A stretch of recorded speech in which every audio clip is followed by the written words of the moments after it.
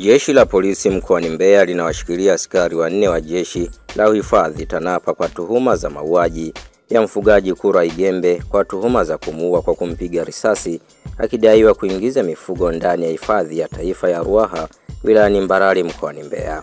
Kutokana na tuhuma hizo za mauaji, familia ya marehemu Kura imekataa kuzika mwili wa ndugu yao ambao umehifadhiwa katika hospitali ya Mission Chimala wilaya Mbarali, wakishinikiza uchunguzi zaidi ufanyike ili kujua ukweli wa kifo cha ndugu yao. Mauaji ya Kura yametokea Mei 7 mwaka huu katika kijiji cha Liala, kata ya Luhanga, wakati kijana huyo akiwa na mifugo, huku baba mzazi wa marehemu Igembe Mahola akitaka uchunguzi zaidi ufanyike, ambapo kwa sasa mwili huo upo katika hospitali ya Mission Chimala, ambapo ndugu, jamaa na marafiki wamekusanyika wakiweka shinikizo la kutokuchukua mwili wa marehemu na kuustiri. Mganga mfawidhi wa hospitali ya Mission Chimala, Norshedi Mridi, amekiri kupokea mwili wa marehemu, lakini akieleza kwamba bado hawajaufanyia uchunguzi wowote kutokana na shinikizo la familia. Kwa upande wake, mkuu wa wilaya Mbarali Kanali Maulidi Sulumbu amekiri kutokea kwa tukio hilo na kwamba lilitokana na majibizano kati ya askari na wananchi, jamii ya wafugaji waliokuwa wakitumia mishale na silaha zingine za jadi. Kwa upande wake, kamanda wa polisi mkoa wa Mbeya Sakap Benjamin Kuzaga, ambaye alikuwa kwenye mbio za Tulia Marathon zilizofanyika kwenye uwanja wa Sokoine jijini Mbeya, amesema ni kweli ameshapata taarifa za tukio hilo na kwamba atalitolea ufafanuzi mara baada ya kupata taarifa kamili. Wakati hayo yanatokea, Chama cha Demokrasia na Maendeleo kimetangaza kiasi cha shilingi milioni 10 kwa mtu yeyote atakayeweza kusaidia kupatikana au kutoa taarifa zitakazosaidia kupatikana kwa kada wa chama hicho na mwanaharakati wa haki za binadamu Mdude Nyangali. Hayo yamezungumzwa jana na naibu katibu mkuu bara Chadema Amani Golungwa wakati akifanya mkutano na waandishi wa habari jijini Dar es Salaam. Chama hicho kimeeleza kusikitishwa sana kwa kitendo cha watu wanaodaiwa kuwa ni askari kumchukua kinguvu na kumpiga Mdude Nyangali akiwa nyumbani kwake mkoa wa Mbeya Mei 2 mwaka huu, ambapo mpaka sasa hajulikani alipo. Golungwa ameonyesha wasiwasi wake kwa jeshi la polisi na kusema kwamba huenda kuna jambo limejificha linalohusiana na kupotea kwa Mdude, huku wasiwasi huo akieleza kuwa unatokana na namna jeshi hilo linavyoshughulikia swala hilo. Hivyo ametoa wito kwa wananchi na kuunga mkono kumtafuta Mdude kwa pamoja nyumbani kwa wanaodaiwa kuhusika, kwani inawezekana wamemficha majumbani kwao. Sambamba na hilo, Chadema wametoa saa 72 kwa mkuu wa jeshi la polisi kujitokeza hadharani kueleza hatua zinazochukuliwa kuhusiana na swala la Mdude.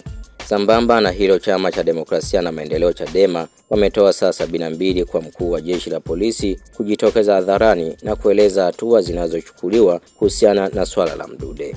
Kadhalika, Chadema wamewaomba watumishi wa umma waliopo mahospitalini, vituo vya polisi, magereza, mipakani na maeneo mbalimbali ya nchi kutoa msaada wa haraka juu ya kupata taarifa zozote zitakazoweza kufanikisha kupatikana kwa ndugu Mdude Nyangali.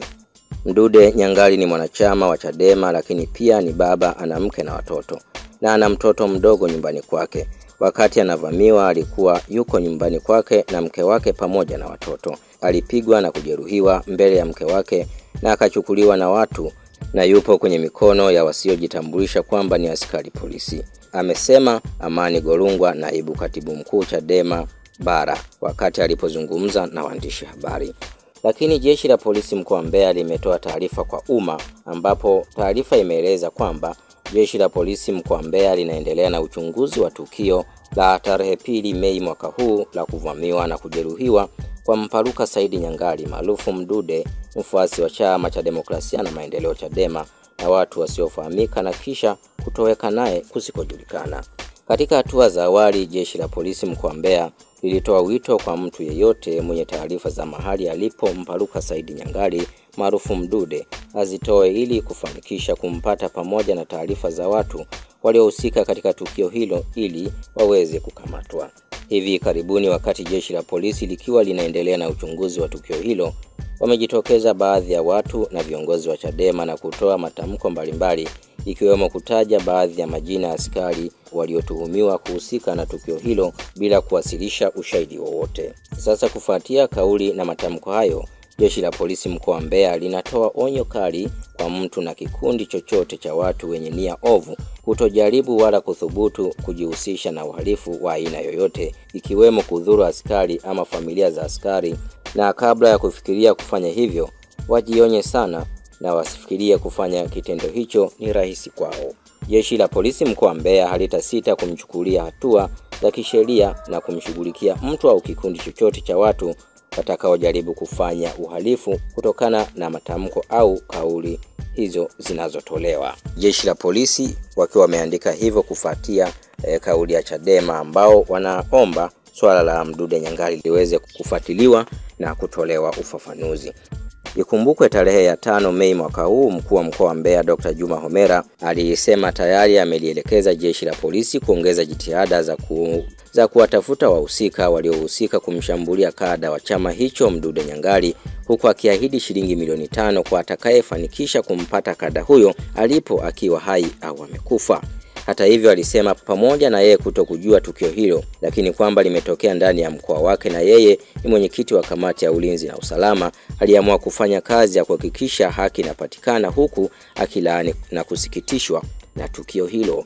Mdude anadaiwa kuvamiwa na kupigwa nyumbani kwake jijini Mbeya Mei 2 mwaka huu na watu wasiojitambulisha kuwa ni polisi, lakini bado haijafahamika hali ya kada huyo na wapi alipo, hivyo kuibua sintofahamu kwa wafuasi wa chama hicho cha Demokrasia na Maendeleo. Akizungumza siku ya Jumatatu Mei 5 mwaka huu baada ya viongozi wa chama cha Demokrasia na Maendeleo mkoani humo na kanda ya Nyasa kufika ofisini kwake kujua hatua zinazochukuliwa na Dr. Homera, alisema yupo pamoja na chama hicho kuhakikisha Mdude anapatikana. Hata hivyo alisema kufuatia matukio hayo anatarajia kukutana na viongozi wa kimila kujadili namna ya kukabiliana na sintofahamu hizo, huku akikiri kuwa hali hiyo inawatisha watu wengi, huku akitoa matumaini kwa wananchi kuwa mkoa huo utabaki kuwa na amani. Lakini jambo hili pia halijamwacha salama rais wa chama cha wanasheria Tanganyika TLS wakili Boniface Mwabukusi, ambaye amedai kutumiwa ujumbe wa kutishiwa maisha na mtu asiyejulikana. Sasa kupitia ukurasa wake wa X, Mwabukusi ameandika ujumbe ufuatao. Kwanza ameanza kwa kusema, mimi nimeshapita hizo level za kutishwa. Huyu mwenye namba hii ambayo ameitaja anajaribu kunitisha. Nimemtaarifu kuwa hahitaji kunivizia kama alivyosema. Ninarudi Mbeya kushughulikia swala la Mdude Nyangali, na nimeamua hiki ndiyo kiama cha ujinga huu na nina hamu ya kuonana naye. Huu ndio ujumbe wake. Lakini ujumbe umeendelea kwa kuandikwa kwamba unapenda sifa sana, jiandae kuacha mjane na yatima.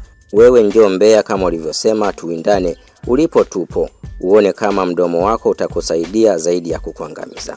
Kama uwakili umekushinda, iambie familia yako na kuiaga kuwa uko vitani. Mambo vipi? Naona unabwabwaja sana. Unataka sifa au? Wewe mwambie Pengo ajiandae vizuri, hii dunia ni ndogo, Mbeya iko kiganjani, na wewe acha kamdomo. Amemaliza kwa kusema, sitababaishwa, sitateteleshwa na sina kipaji cha woga. Amemaliza kwa kuandika hivyo wakili Boniface Mwabukusi. Mambo yako hivyo kutokea jijini Mbeya. Hii ni Sky4 Media.